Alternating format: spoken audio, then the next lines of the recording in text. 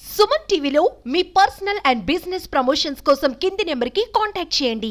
Madam, ఒక్క psychologist support లేకుండా ఇంకా ఫర్దర్ డేస్ లో బతకడం చాలా కష్టమైన పరిస్థితి అనే రకంగా సొసైటీ తయారవుతుంది. ఈ సైకాలజీని ఇక ఓన్ చేసుకోవడానికి లేదా ఒక డైలీ మన సబ్జెక్ట్ లాగా లేదంటే డైలీ ఒక హ్యాబిచువల్ లైఫ్ లాగా అసలు ఇప్పుడు ఏంటి ఎలా చేస్తున్నారు? అసలు సైకాలజిస్ట్ ని ఎలా వాడుకుంటున్నారు సైకాలజీని? సార్ నిజం మాట్లాడాలంటే సైకాలజీ అనేది మ్యాక్సిమం మనిషి ముందుకెళ్ళడానికి ఒక ఊతగా వాడుకోవచ్చు.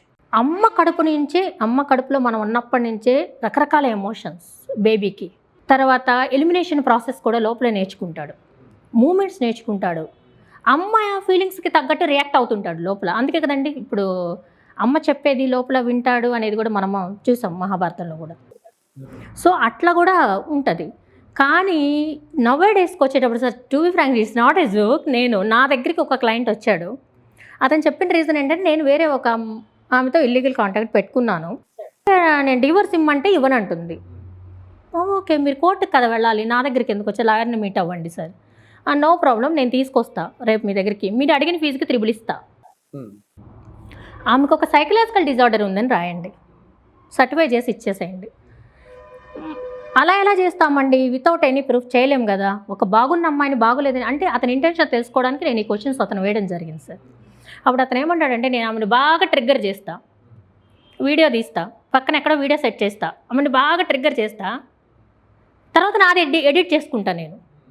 ఆమె పిచ్చి పిచ్చిగా అరుస్తూ చేతులు ఉన్నాయని విసిరేస్తూ పిచ్చి పిచ్చిగా బిహేవ్ చేస్తుంది.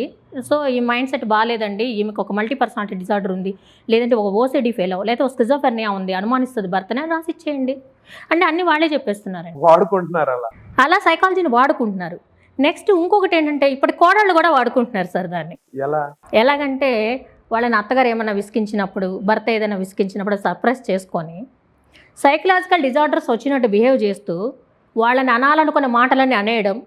బట్ నాకు తెలియట్లేదండి నాకేమవుతుందో, అన్నాయంగా అనేస్తున్నాను నేను. నాకు తెలియదు అయ్యా, నాకు కాన్షియస్లో ఉండట్లేదు మేడం ఆ టైంలో. నేను భర్తని కూడా అంటే రీసెంట్గానే జరిగింది సార్ ఇది. ఆమె మందు తాగుతుందంటే ఇంటికి వచ్చేటప్పటికి, వాళ్ళ హస్బెండ్ తాగే మందు ఆమె తాగుతుంది.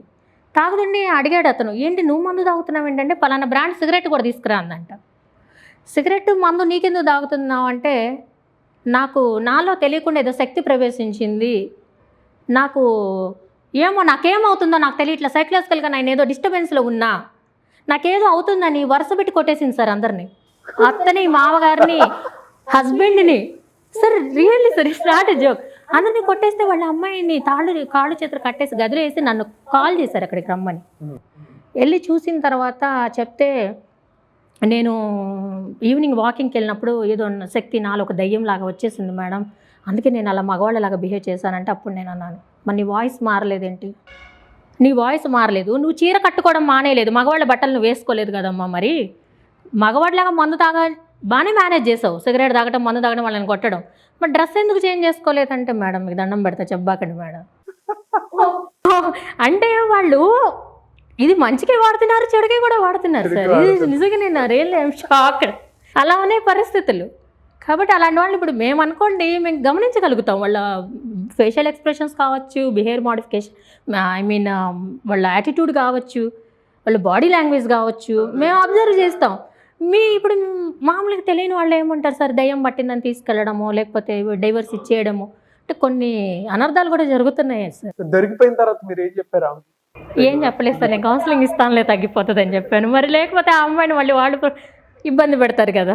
ఇప్పటికి కూడా తెలియదు. నేను చెప్పలేదు, చెప్పకుండా జస్ట్ బిహేవియర్ మోడిఫికేషన్ ఏదో నేను చెప్తాను, అమ్మ కౌన్సిలింగ్ చేస్తాను, 2 వారాలు తీసుకురండి, తర్వాత ఆ మారిపోయినట్టుగా చెప్పిచ్చేసి ఇంకోసారి చేస్తాం అంటే నేనే చెప్పేస్తాను మొత్తం అని ఏదో చెప్పేసి. బేసిక్గా సినిమాల్లోనే చూస్తాము, లేదు సార్ రియల్ జరుగుతుంది. కోయసార్లో బ్రహ్మానందం కాంబినేషన్ సీన్స్ లాగా nowadays it's become real. Yes sir తప్పకుండా జరుగుతున్నాయి. Thank you sir.